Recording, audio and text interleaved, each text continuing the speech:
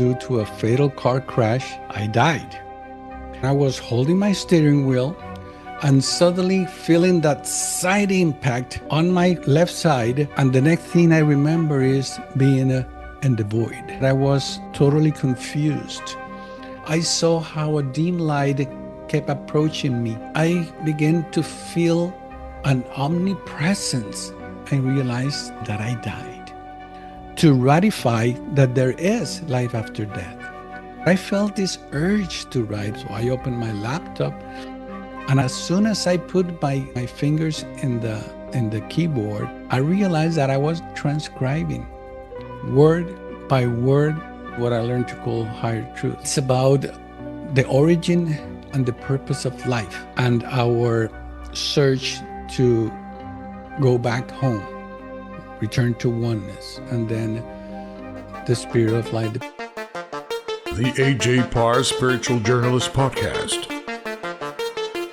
We are here with Francisco Valentín. He is a near-death experiencer and a channeler, and he has an incredible story.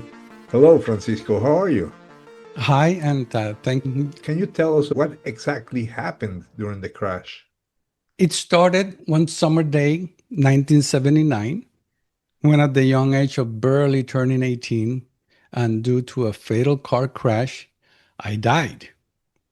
If you can share the image of the car, your audience can tell how fatal that car crash was, because through that lens, you can see how the driver's door ended up by the center console, and I was the driver of that car. How I made it in one piece is something that nobody can tell because of the magnitude of the impact. I should have been not only dead, but if I would have survived, I would have been crippled because of the severity of the impact. Just to give you just a brief, when I showed this image to one of the presentations that I was going to make, the vice president of the entity, he told me, in the 25 years of experience as a California highway patrol, I never seen anyone surviving that accident. How did you? And I candidly replied, I didn't. And after a few laughed, he confirmed that the accident must have taken place at around 50 miles an hour. And he was totally correct. Now, going back to the story, because everything that happened has a story on itself. But just for this particular event, the only thing that I remember was when I was holding my steering wheel and suddenly feeling that side impact on my left side. And the next thing I remember is being in the void. And I mean, and I don't mean the void up in the heavens. Is a void that I learned to realize that it was a void within, inside of all us. And within that void, the first thing I realized that I was totally disoriented, totally confused. But one thing I do remember very clearly, and this is something that I remember when I came back, because at the moment, under that presence, I did not recognize myself as Francisco Valentín, or ever being a human, or ever having a physical body, or any experience on its own. I knew that I was, but one particular detail is that I knew that I was still myself. I didn't become anything else. Like, for example, I was born and raised as a Catholic. I never experienced having transformed myself into something else, something different, an angel or any other spirit or anything like that. I was still myself, not as Francisco Valentin, not as a human being, but I knew I was still myself. And at that moment, I saw with what I learned that is called my the soul, the eyes of the soul, because it wasn't my physical eyesight. I saw how a dim light kept approaching me. As the light approached me and I was getting closer to me, I realized that it was not a light. It was like a white cloud that started swirling around me. I share with you an image, a representation of what it can be look like if I were to explain, and it looks much like this. As you can see, this is an image that I found in the internet, and I modified it a little bit, but it was like that, like a cloud. But it wasn't a cloud. It was actually what represented those spiritual beings swirling around me. And as they start swirling around me, that's when I began to feel this immense level of peace and love that it will fall short if I try to explain how it is. Because the peace that was felt is something that I have never experienced in this earthly plane. And you have to go through experience to truly understand what I mean by that. And as I tried to, I mean, the curiosity in me made me try to focus on one of those spirits, I should call spirit of lights. And I was able to glimpse the image of what could have been that entity acknowledging me and me acknowledging that entity. It was a mutual acknowledgement of our presence. And as I felt that love and peace around me, suddenly I began to feel like an omnipresence so powerful in magnitude in a good way that overcast everything, all my surroundings. And next thing I know, I find myself falling into what can describe as a funnel, where as it was getting narrower and narrower, and me going through that funnel, I began to feel this immense body ache that it becomes so intense as I kept going through that funnel that at a given point it was so intense that I catch my first breath, I opened my eyes, and someone was removing me from the car. I know because I remember seeing the edge of the windshield when I was being removed from the car and lay down in the grass. How can you describe that place where you were?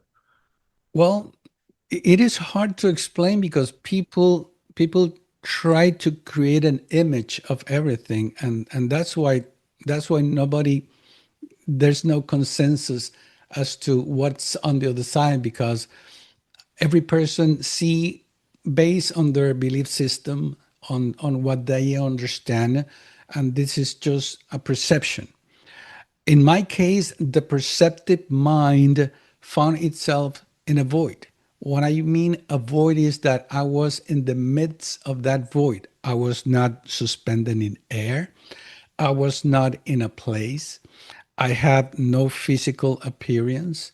That light that approached me and swirled around me was like the image that I showed. It was a cloud that began to swirl around me, and that magnificent presence. I didn't see anything. I just felt that presence. I knew the power and the magnitude of that presence, but I never dared to call it God or anything, because everything was presented to me in a so very neutral way that I could not identify anything as such. For example, being a Catholic, I cannot say that they were angels, or this was God, or this was paradise. It was the total darkness, void, where there was no creation whatsoever.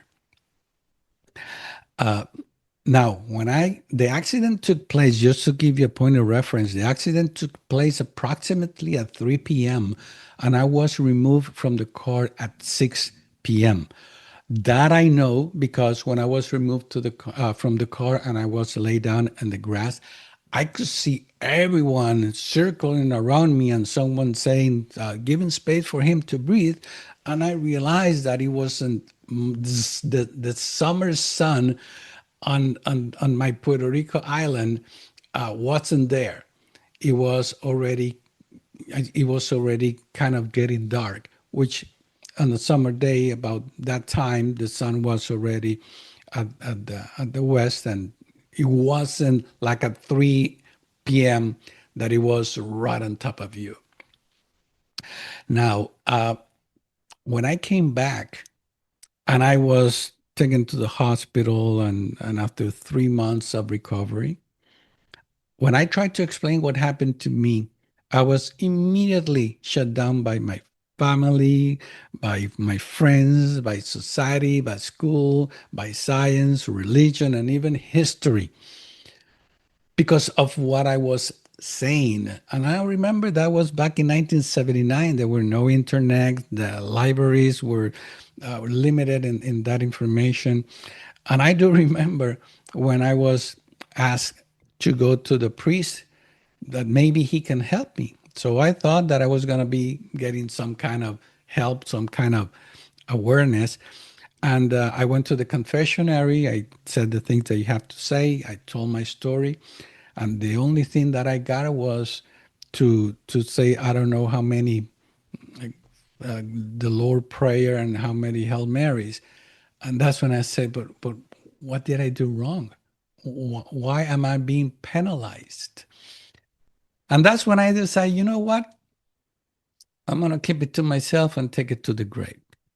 So I got married. I raised my 3 beautiful children. I had a very good profession in the financial business. And everything was good and dandy until one day. And the day was July 7, 2011, when approximately at 10 p.m. Eastern Time, a spirit of light manifested through my son's voice. In other words, my 20-year-old son at the time went into a spiritual trance never before. And the spirit of light spoke through his voice to remind me of an agreement that took place back in 1975, back in 1979 in return for my life. But first, it answered all those questions I couldn't get a straight answer from humanity. And after it left, it granted me what I learned to call higher truth so I can finish my lifelong quest and begin my work. What questions exactly did you ask him, and what were the answers? That is a very good question. And I have the answer on my webpage because of the story. As I will keep telling you the story, I was given the opportunity to transcribe everything that took place that evening. So what happened was that after the Spirit of Light answered those questions, well, let me go back now that you asked the question, and give you one specific part of the story. It was July 7, 2011. I was spending home alone time with my 20-year-old son. My wife was traveling on a business travel. And as well, coincidentally, my youngest daughter was studying abroad in one of those summer people-to-people exchange programs. So my son, my 20 years old, was studying, and then he was at home on vacation. After a long day, and we shared time together. When it came time to call it the night, I told my son, "Well, good night, son," and I gave him the usual hug and good night. And that's when he stopped and said, "Hey, Dad, wait.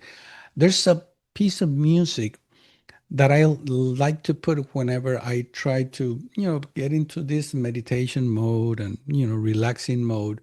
It was one of those binary thing kind of musics that help you relax. So I was very tired, but I felt compelled to say, okay, well, let me go to the restroom and then we'll. So when I walked, I was barefooted. And I say that particular detail because as being barefooted, he cannot hear my steps. And as I approached his room, by the time that I got to his door frame, already realized that the music was quite loud. And he was against the opposite wall. And he said, "Hey, look, Dad, so beautiful. There are orbs all around me." And that's when I say, "Wait a minute. I'm barefooted. You cannot hear me. You cannot see me because you are against the other wall. What's going on?" That's me in my head. So as I approach him very quietly, I realize that he has his eyes closed. And I said, "What do you mean?" And then he said, "Look, Dad, they're so beautiful. I can see orbs all around me, beautiful, but we're one." And that's when I said, "What do you mean we're one?" And that's when his voice turned unemotional and he replied, "Because we're one." At first, I thought he was making a prank.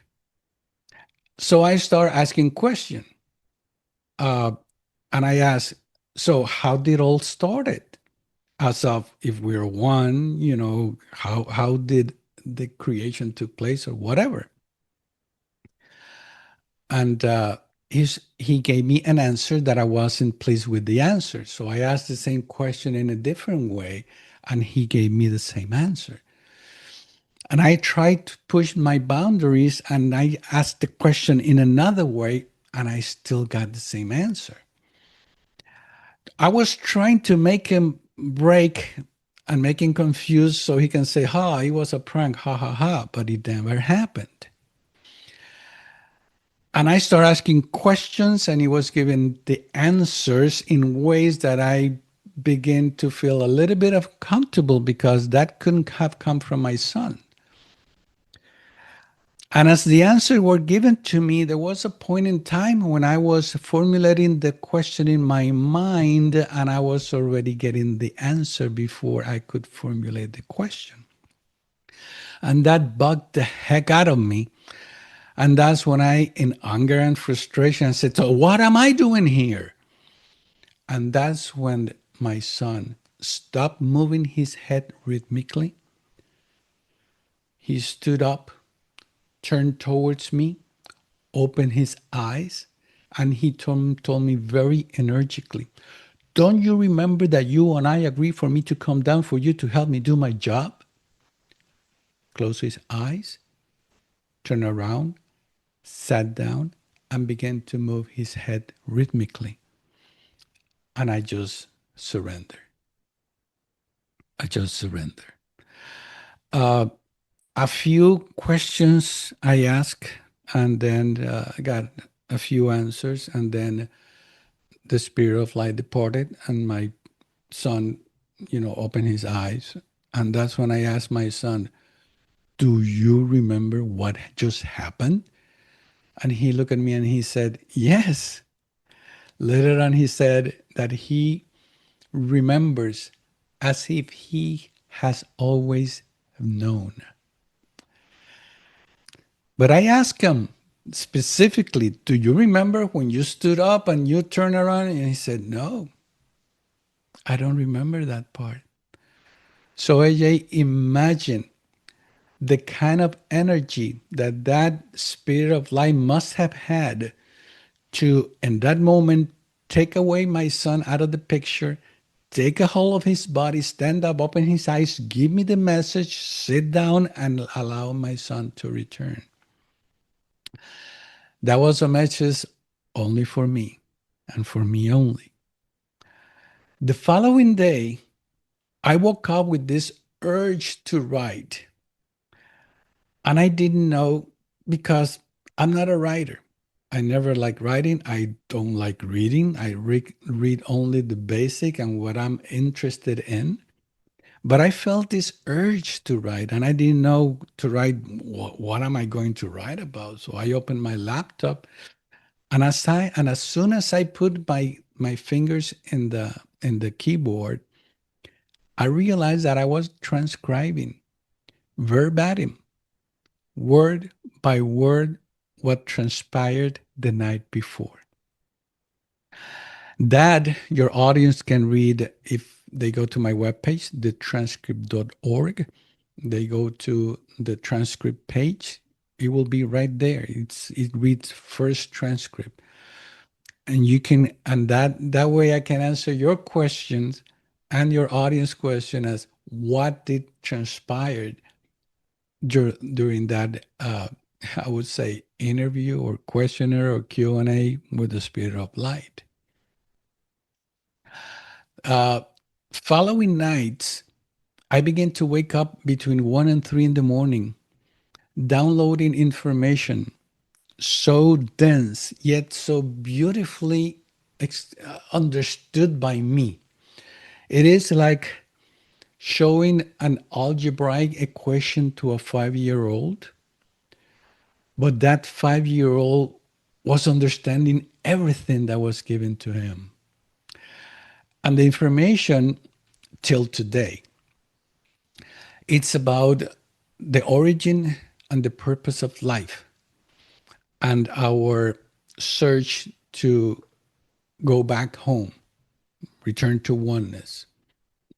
And those transcripts are being written today, and they are made part of this my webpage, where if your audience subscribe, they can receive every Sunday morning the most recent transcript, which, by the way, I just finished uploading one today, in regards to our true nature, our true identity, and the ultimate purpose in life.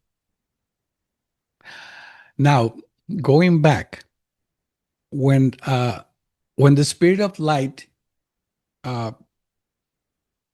stopped this information with my son, I said I began to receive what I learned to call higher truth. It was like a live review without being dead. And in this live review, I saw how in 1979, I indeed died. Now, when I say a live review, let me explain. When you are the actor, you see everything as the actor.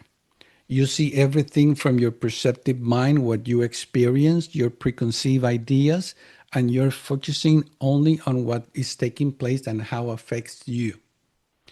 But when you become the observer, as in a live review, as the observer, you're looking at everything. You're no longer the actor. You're seeing the whole picture all around you. So in 1979, I realized through that live review that I died, to ratify that there is life after death.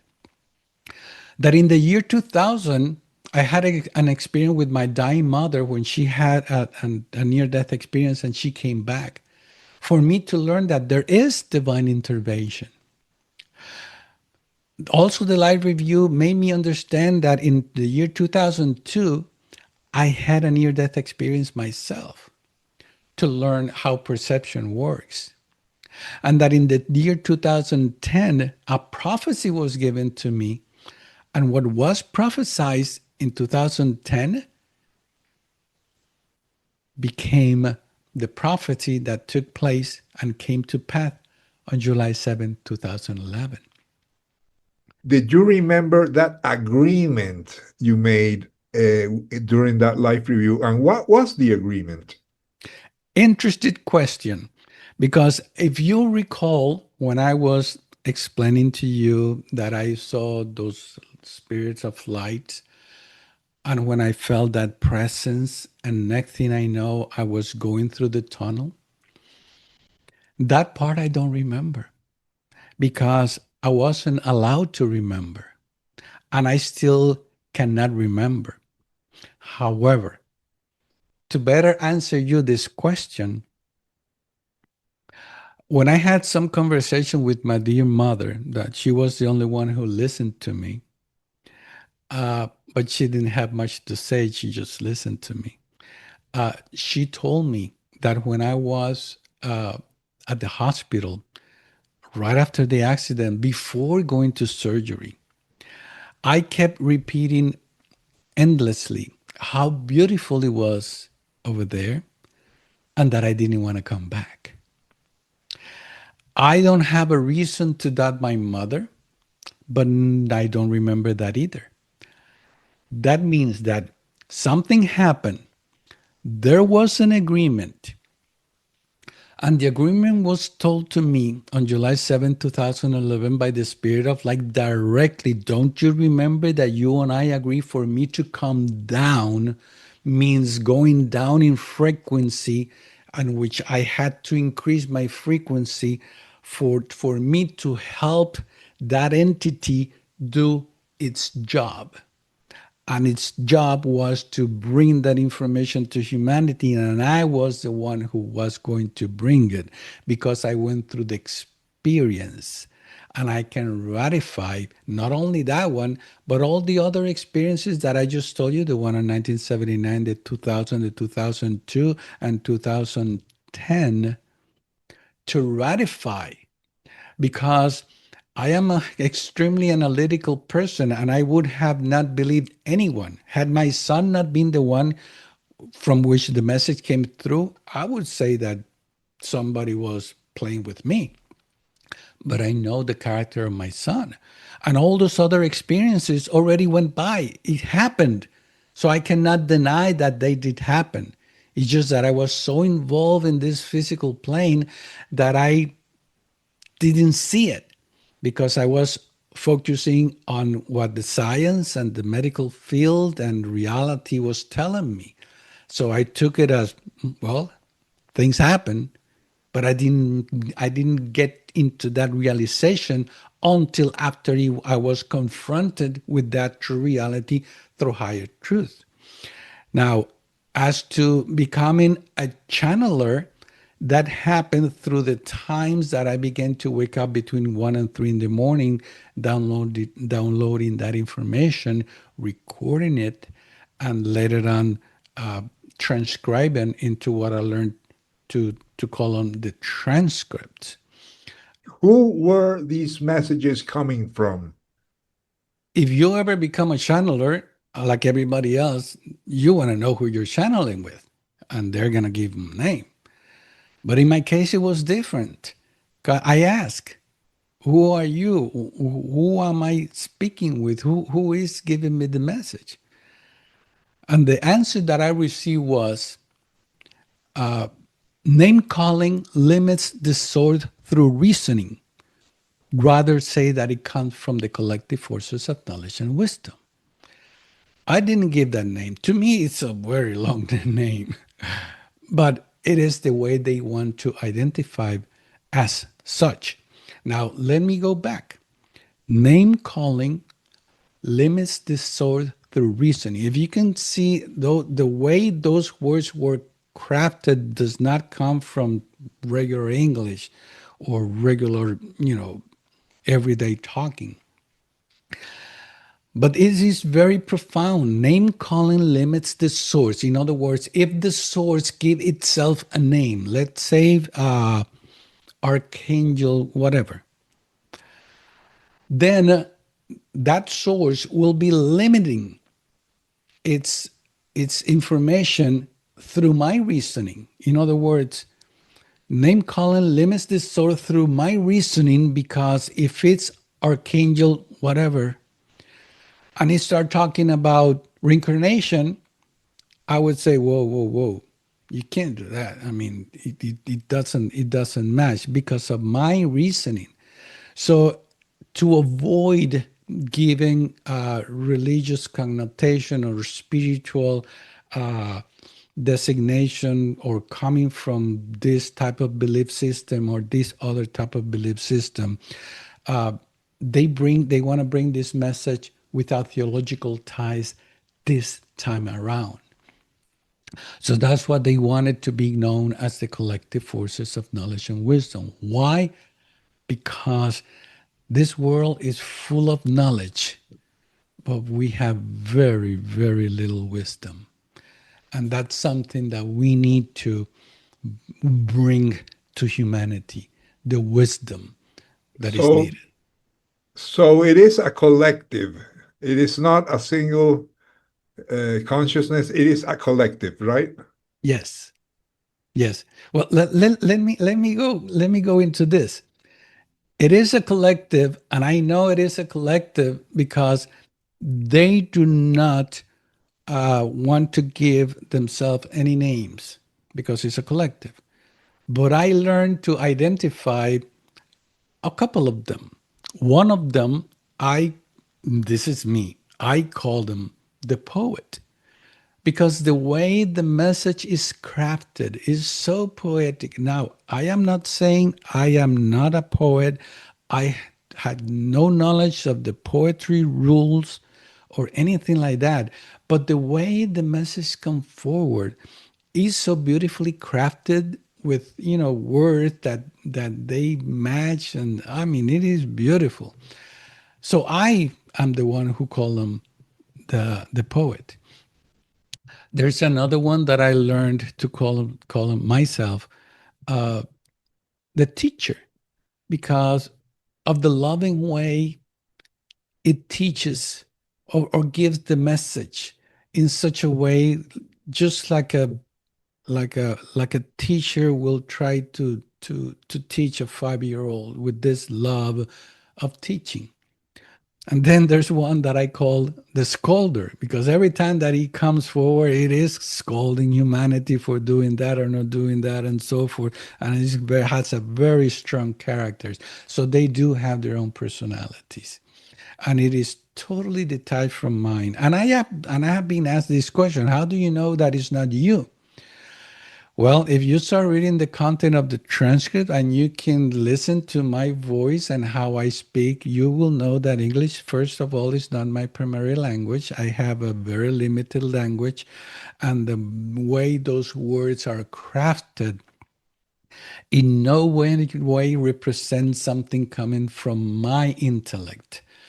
Uh, Beside the fact that the information is so deep that I perfectly understand.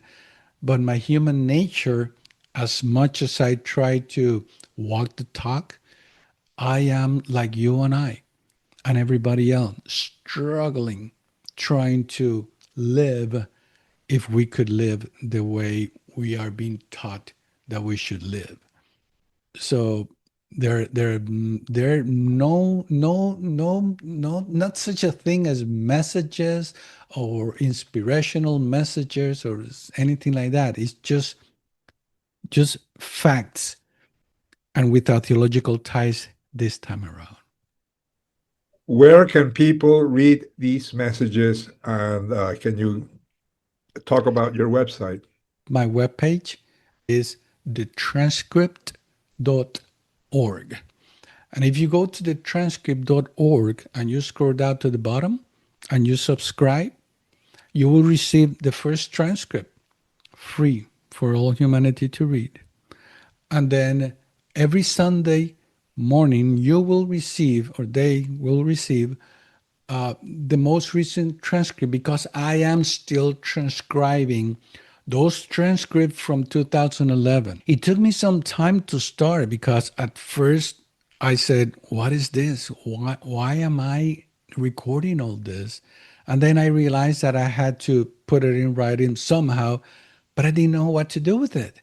I had no previous knowledge of technological advances or the internet or anything like that. I was way behind. So it took me years to start building from scratch what today has become the transcript webpage. And I'm still transcribing information from the year 2012. And I still today keep receiving what I learned to call the transcripts. So if your audience subscribe, they will receive the first transcript. In the first transcript, just to give you a heads up, it answered all those questions I couldn't get an answer from humanity. But keep in mind when you read that first transcript that the information was given to a Catholic human being like me who knew very little about the spirit world. So the information is very elementary, very rudimentary, very basic, okay? But the information that comes through the transcript is totally different because now we're serious about this topic. And now we're giving this information to the general public. So everybody at different levels can read it. The advanced or the novice, they can read it. And there are transcripts that are very simple and basic, and others, they're very dense. But the reader will start trying to, they will get it. Eventually, they will get it. But I want to make that caveat because it is very important to understand that first transcript is very simple. And it was put in very, very simple words. But yet, if you are the advanced, you can read it, and you can read in between the lines the embedded information that is given, that it is very, very, very deep. Well, thank you, Francisco. I will include the link in the description, and I hope, I know that a lot of people will be interested in visiting your website and getting those messages. And thank you for the opportunity that you're giving me to share this with your audience. I got a lot of other stories that goes back past beyond 2011, but that might be for another session because it is extensive and very, very, very profound. So if your audience like this conversation we had today, they will love the second when you bring it on. I thank you for your time. Hi, I'm Paul Perry. I just finished re-releasing a book I wrote with Dr. Raymond Moody in 1990. The book is called Reunions.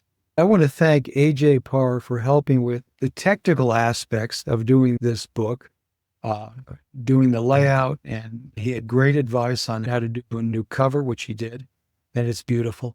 And all the technical aspects of reissuing a book, and how to use Kindle Direct, which is a wonderful service, and communicating with Kindle Direct.